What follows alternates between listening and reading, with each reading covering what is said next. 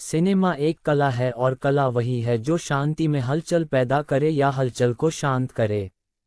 मधुर भंडारकर का सिनेमा इसी एक लाइन के पैमाने पर लंबे अरसे तक सधी हुई कदमताल करता रहा।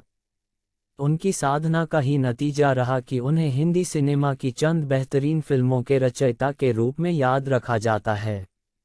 लेकिन साधक के लिए जरूरी ये भी है कि वह अपने चिंतन, मनन और अर्चना को दूषित न होने दे, और ऐसा करने के लिए उसे अपने आसपास के उन लोगों से उसे दूर रहना होता है जो उसकी सोचने की प्रक्रिया को दूषित कर देते हैं। मधुर भंडारकर अपने करियर के संक्रमण काल से लंबे समय से गुजर रहे हैं। दर्शकों को भीतर से झकझोर देने वाली बस एक कहानी, अगर वह कहानी की अंतर्धारा के साथ पर्दे पर ले आए तो उनके अच्छे दिन लौट सकते हैं। उसके पहले उनके प्रशंसकों को इंदु सरकार, बबली बाउंसर या फिर अब इंडिया लॉकडाउन ही देखना है। मार्च 2020 में कोरोना की खबरें आम बातचीत में शामिल होने लगी थीं। फिल्म इंडिया लॉकडाउन की कहानी वहीं से शुरू होती है। कुछ अनहोनी की आहट लोगों को सुनाई दे रही है। जिसको नाना बनना है वह उत्साहित भी है और संक्रमण के खतरों से आशंकित भी। घर में काम करने वाली के चेहरे पर आई बेबसी को देख वह 1 महीने का अग्रिम वेतन भी देता है। मां को नस की नौकरी लगने की बात कहकर आई युवती कोठे पर ब्लैकमेलिंग का शिकार हो रही है। एक दृश्य में वह कहती है कि जो काम हम पैसे लेकर करते हैं, दूसरी युवतियां उसे मुफ्त में क्यों करने देती हैं। साथ वाली युवती समझाती है कि नहीं, वे भी इसके बदले बहुत कुछ पाती हैं। मधुर भंडारकर जैसे संवेदनशील फिल्म निर्देशक से उनके सिनेमा में स्त्री पुरुषों के संबंधों पर इतनी छिछोरी टिप्पणी डराती है, और ये भी दर्शाती है कि मधुर भंडारकर शायद अब भी 20 साल पुराने सिनेमा की सोच में ही अटके हैं। फिल्म इंडिया लॉकडाउन में कहने को 4 कहानियां समानांतर चलती हैं, लेकिन मधुर का कथा कथन श्वेता बसु प्रसाद पर खास मेहरबान है। देह व्यापार करने वालों पर टूटे लॉकडाउन के कहर की इस कहानी में इतना कुछ है कहने को, इस पर अलग से एक फिल्म बन सकती थी जैसी विनोद कापड़ी ने 1232 किलोमीटर सिर्फ अप्रवासी मजदूरों की यात्रा पर बनाए।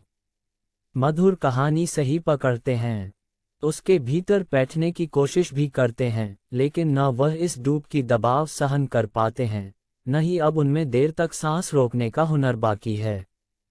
वह खुद से उकताए निर्देशक दिखने लगे हैं।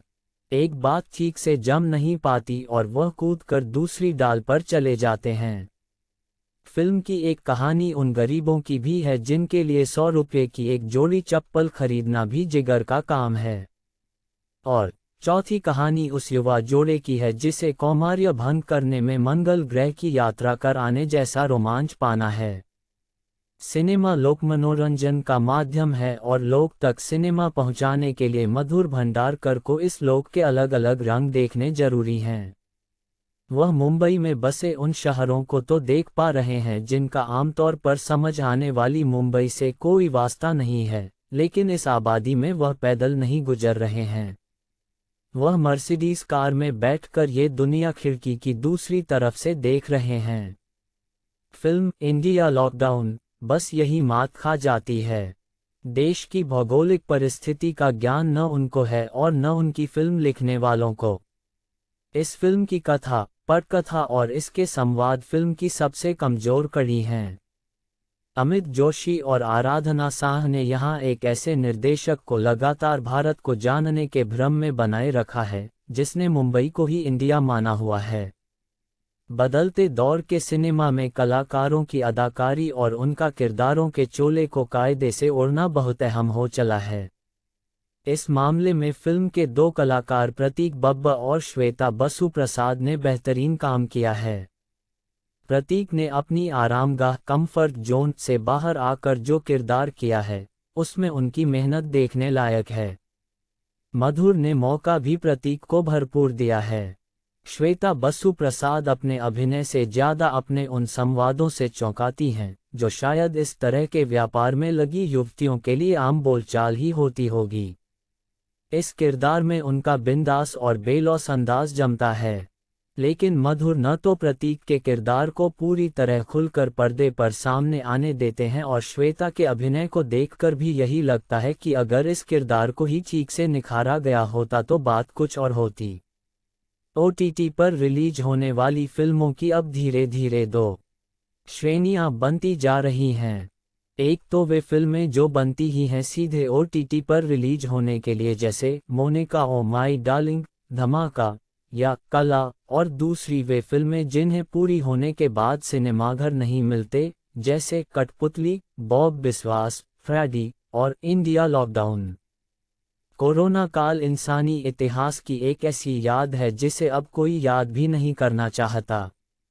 अच्छा हो या बुरा, वक्त बीत ही जाता है और अच्छे वक्त में जाकर उसे फिर से जीना तो शायद कुछ लोग चाहें भी, लेकिन बीते हुए बुरे वक्त को फिर से पर्दे पर देखना भी और इतने हल्केपन से शायद ही कोई पसंद करे। फिल्म इंडिया लॉकडाउन के साथ भी यही दिक्कत। तो दर्शकों, अगर आपको यह सामग्री पसंद है तो कृपया इस चैनल को लाइक और सब्सक्राइब करें ताकि मैं आपके लिए और अधिक मेहनत कर सकूं। बहुत बहुत धन्यवाद।